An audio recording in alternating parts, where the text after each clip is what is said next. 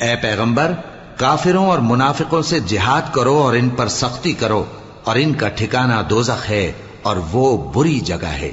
یہ اللہ کی قسمیں کھاتے ہیں کہ انہوں نے تو کچھ نہیں کہا، حالانکہ انہوں نے کفر کا کلمہ کہا ہے اور یہ اسلام لانے کے بعد کافر ہو گئے ہیں، اور ایسی بات کا قصد کر چکے ہیں جس پر قدرت نہیں پا سکے۔ اور انہوں نے مسلمانوں میں عیب ہی کون سا دیکھا ہے سوائے اس کے کہ اللہ نے اپنے فضل سے اور اس کے پیغمبر نے اپنی مہربانی سے ان کو دولت مند کر دیا ہے۔ سو اگر یہ لوگ توبہ کر لیں تو ان کے حق میں بہتر ہوگا، اور اگر منہ پھیر لیں تو اللہ ان کو دنیا اور آخرت میں